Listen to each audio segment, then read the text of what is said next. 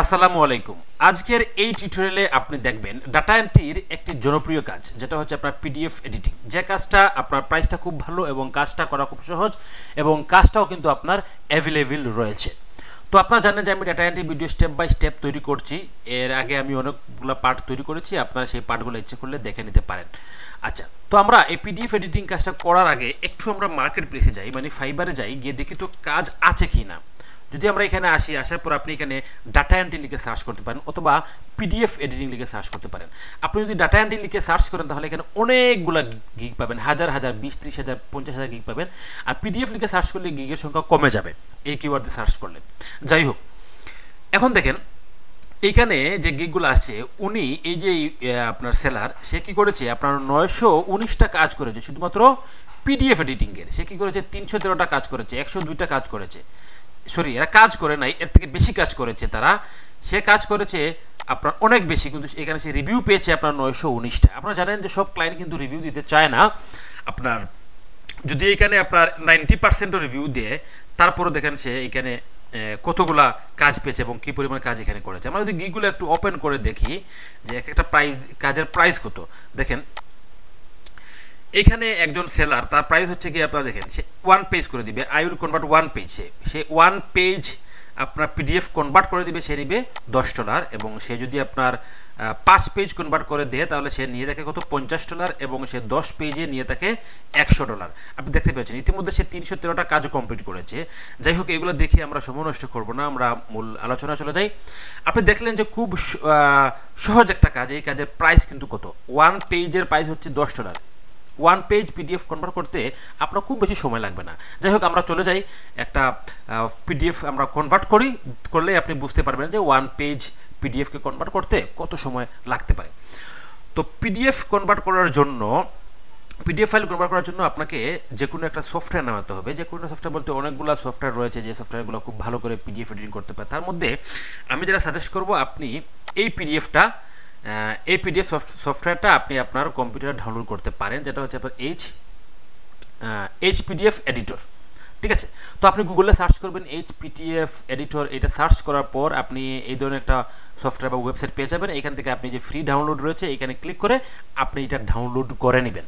Download করে নেওয়ার পর আপনি ডাউনলোডে যাবেন। যাওয়ার পর যে কোনো সফটওয়্যার আমরা যেভাবে ইনস্টল করি, আপনি ঠিক এইভাবে এই সফটওয়্যারটাকে যে ডাউনলোড থেকে আপনি এটাকে ইনস্টল করে নেবেন। কীভাবে, মাউসের রাইট বাটনে ক্লিক করবেন, তারপর রানে ক্লিক করবেন, তারপর আপনি ইয়েসে ক্লিক করবেন। আস্তে আস্তে আপনি স্টেপগুলো দেখতে পারবেন।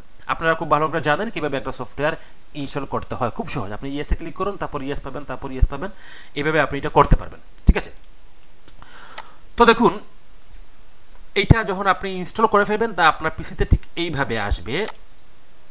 এই যে আমার এখানে আছে এই যে পিডিএফটা, আপনার পিসিতে ঠিক এইভাবে পিডিএফটা আপনি খুঁজে পাবেন। খুঁজে পাওয়ার পর আপনি এটাকে কি করবেন, ওপেন করে নেবেন। ওপেন করে নেওয়ার পর দেখুন এইখানে এমটি, কোনো ফাইল দেখাচ্ছে না, কারণ এইখানে আমাদের কোনো ফাইল নেই। এখন আপনি কি করবেন, এই যে ওপেনে ক্লিক করবেন। ওপেনে ক্লিক করার পর আপনার ক্লায়েন্ট আপনাকে যে ফাইলটা দিয়েছে এডিটিং করার জন্য, সেই ফাইলটাকে আপনি এখানে নিয়ে আসবেন।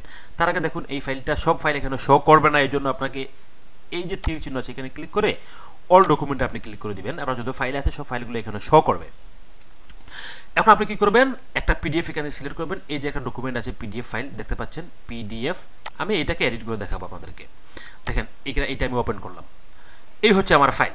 এখন দেখেন এই ফাইলটা কিন্তু এখানে এডিট করা যাচ্ছে না। দেখেন এইখানে জাস্ট লেখাটা কিন্তু কপি হচ্ছে। আপনি দেখেন এখানে লেখাটা সিলেক্ট হচ্ছে, এটাকে আমি কপি করতে পারবো, হ্যাঁ, আর কোনো কিছু করতে পারবো না। তো এই ফাইলটা আপনি কিভাবে এডিট করবেন, এই ফাইলটা এডিট করার জন্য আপনি এই সফটওয়্যারের এই যে এডিট অপশন আছে, এই এডিটে ক্লিক করবেন। এডিটে ক্লিক করার পর এই যে আছে অল এডিট, এখান থেকে আপনি অল এডিটে ক্লিক করবেন। অল এডিটে যদি ক্লিক করেন তাহলে দেখুন এই জায়গায় আপনি সব ফাইলগুলোকে এডিট করতে পারবেন, সব লেখাগুলোকে আপনি এডিট করতে পারবেন। যেমন হচ্ছে আমি এই লেখাটা পুরোপুরি কেটে দিতে চাই, আমি এই যে আমি কেটে দিচ্ছি। ঠিক আছে, আপনি ধরেন এইখানে কোনো কিছু অ্যাড করতে চান, আপনি এখানে কোনো কিছু অ্যাড করতে পারবেন। বা ধরুন আপনি এই লেখাটা আপনি কেটে দিতে চান, আপনি এখান থেকে এটা কেটে দিতে পারেন।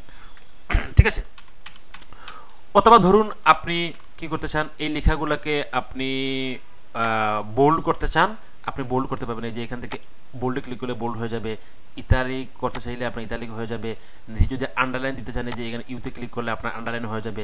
তারপর এখান থেকে আপনি এগুলো অ্যালাইন ঠিক করতে পারবেন, মানে এই দেখেন অ্যালাইনগুলো ঠিক হয়ে যাচ্ছে, ঠিক আছে। তারপর আপনি এখান থেকে সাইজও কম বেশি করতে পারবেন, মানে সব ধরনের এডিট আপনি এই জায়গা থেকে করতে পারবেন। তাছাড়া আপনি যদি এখানে নতুন করে কোনো কিছু লিখতে চান, বাইরে কোনো ট্যাক্সে কোনো কিছু লিখতে চান, তাহলে আপনি এই যে অ্যাড টেক্সট রয়েছে, এই অ্যাড টেক্সটে ক্লিক করে আপনি যদি এইখানে ক্লিক করেন, দেখেন এইখানে আর একটা টেক্সট বাটন অ্যাড হয়ে গিয়েছে, আপনি এখান থেকে নতুন করে কোনো কিছু আপনি লিখতে পারবেন, ঠিক আছে। এই হচ্ছে গিয়ে আপনার একটা নর্মাল পিডিএফ ফাইল এডিটিংয়ের প্রসেস।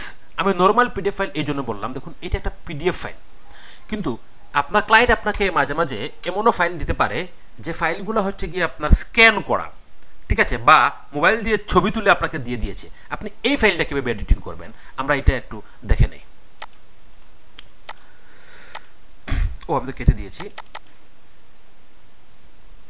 আচ্ছা, এখন দেখেন আমরা যদি ওপেনে ক্লিক করি, তারপর অল ডকুমেন্টে যাই, এখানে দেখেন একটা ফাইল আমি লিখে রেখেছিলাম, আমি ফাইলটা খুঁজে বের করতেছি। ফাইলটা হচ্ছে গিয়ে আপনার এই যে ওসিআর পিডিএফ। ওসিআর পিডিএফটা কি দেখুন, আমরা একটু ওপেন করে নেই। আমরা দেখেন আগে এই পিডিএফটা ওপেন করেছিলাম, এই যে ডকুমেন্ট পিডিএফ, এই পিডিএফে আর ওসিআর পিডিএফে আপনার একটা পার্থক্য আছে। দেখুন আমরা এখানে যাই, আমি ওসিআর পিডিএফটাকে ওপেন করছি।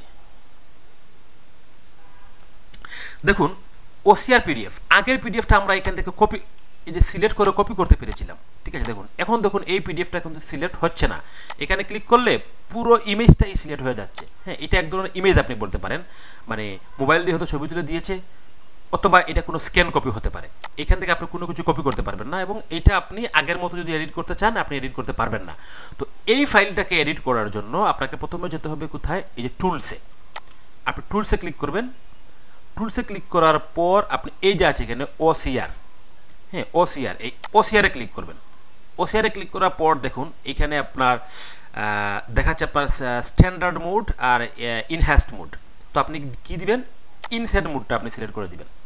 তারপরে এখানে দেখাচ্ছে আপনার পেজ সংখ্যা, কতগুলো পেজকে আপনি করতে চান, যেহেতু এখানে একটাই পেজ আছে তো আমি এখানে অল পেজ দিয়ে দিলাম, ঠিক আছে। তারপর এই পিডিএফের ভাষাটা কি, ল্যাঙ্গুয়েজটা কি, আমরা এখান থেকে সিলেক্ট করে দিব, দেয়াই আছে এই যে ইংলিশ।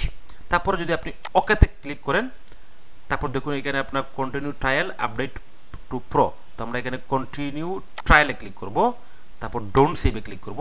দেখেন এই ওসিআরটা কিন্তু, এই যে ফাইলটা আমাদের এডিট করার জন্য এই ফাইলটা কিন্তু রেডি হচ্ছে, ঠিক আছে। এখন আমরা এই ফাইলটাকে আগের প্রসেসেই এডিট করতে পারবো। দেখেন ফাইলটা আমাদের রেডি হয়ে যাচ্ছে, ফাইলটা আমাদের এডিটিং করার জন্য রেডি হয়ে গিয়েছে। এখন আমরা এই ফাইলটাকে এডিট করতে পারবো খুব সহজে। কীভাবে, ঠিক আগের মতোই, আগের ফাইলটা পিডিএফ ফাইলটা যেভাবে এডিট করেছিলাম, কীভাবে আমরা এডিটে গিয়েছিলাম, এডিটে যাওয়ার পর এখানে আমরা অল এডিটে সিলেক্ট করেছিলাম। এখন আপনি যদি এখানে ক্লিক করেন, এখানে ক্লিক করেন, তাহলে আপনি এই ফাইলটাকে দেখেন এখন খুব সহজে ঠিক আগের মতো এডিট করতে পারবেন। এখানে যে লেখাটা আছে আমি এই লেখাটা পুরোপুরি কেটে দিয়ে আমি যদি অন্য কোনো কিছু লিখতে চাই, তাহলে দেখুন আমি অন্য কোনো কিছু এখানে লিখতে পারছি। হ্যাঁ, আপনি ইচ্ছে করলে এখান থেকে কোনো কিছু ডিলিট করে দিতে পারবেন। তারপর আপনি ইচ্ছে করলে এই ঠিক আগের মতোই আপনি এই লেখাগুলোকে ফ্রন্ট চেঞ্জ করতে পারবেন এখান থেকে। তারপর হচ্ছে কালার চেঞ্জ করতে পারবেন, এই যে আমি এখানে কালারটা চেঞ্জ করে দিচ্ছি, বোল্ড করতে পারবেন। হ্যাঁ, আপনি সব কিছু করতে পারবেন। আপনি যে অ্যালাইনমেন্ট ঠিক করতে পারবেন, সাইজ ঠিক করতে পারবেন, মোটামুটি আপনি এটাকে পুরোপুরিভাবে এডিট করতে পারবেন। তো এটাকে এডিট করার পর আপনি নর্মালি যেভাবে মাইক্রোসফট ওয়ার্ডে ফাইল সেভ করেন, এইভাবে এই যে এখান থেকে গিয়ে আপনি সেই পেজে যদি ক্লিক করেন, তাহলে আপনাকে দেখাবে আপনি কোন জায়গায় ফাইলটাকে সেভ করতে চান। আপনি এখান থেকে ফোল্ডারের নেম লিখে আপনি ফাইলটাকে সেভ করে দিতে পারেন, ঠিক আছে। তাছাড়া আরেকটা কাজ আপনি এই জায়গা থেকে করতে পারবেন, সেই কাজটা হচ্ছে আপনি দেখবেন ফাইবারে গেলে অনেক কাজ রয়েছে যে পিডিএফকে আপনি ওয়ার্ডে কনভার্ট করবেন, পিডিএফ টু এক্সেলে কনভার্ট করবেন। দেখুন এই কাজটা কতটা সহজ। ধরুন আপনি এই ফাইলটাকে আপনি এমএস এক্সেলে কনভার্ট করবেন বা এমএস ওয়ার্ডে কনভার্ট করবেন। কীভাবে করবেন, এই ফাইলটাকে যদি আপনি এমএস ওয়ার্ডে কনভার্ট করতে চান, তাহলে আপনি কোথায় যাবেন, এই যে টুলসে যাবেন। টুলসে যাওয়ার পর এই যে এইখানে দেখুন, আপনি যদি এখানে ক্লিক করেন, দেখবেন এখানে লেখা আছে PDF to Word, PDF to Excel, PDF to PPT, PDF to text, PDF to HTML, PDF to image.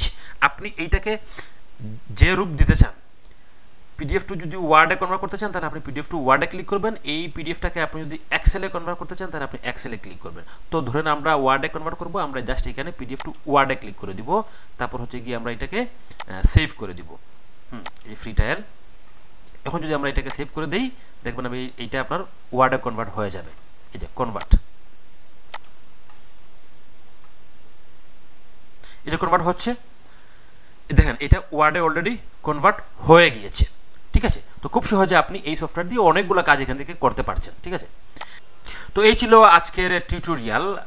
আমি এই চ্যানেলে step by step digital marketing related সমস্ত ভিডিও আপলোড করছি, বিশেষ করে ডাটা এন্ট্রির প্রত্যেকটা ভিডিও আপনি স্টেপ বাই স্টেপ এই চ্যানেলে দেখতে পারবেন। ফ্রিল্যান্সিং নিয়ে আপনার যদি কোনো কনফিউশন থাকে বা কোনো কোয়েকশন থাকে, আপনি ইচ্ছা করলে আমার সাথে মোবাইল ফোনে কথা বলতে পারবেন। আসসালামু আলাইকুম।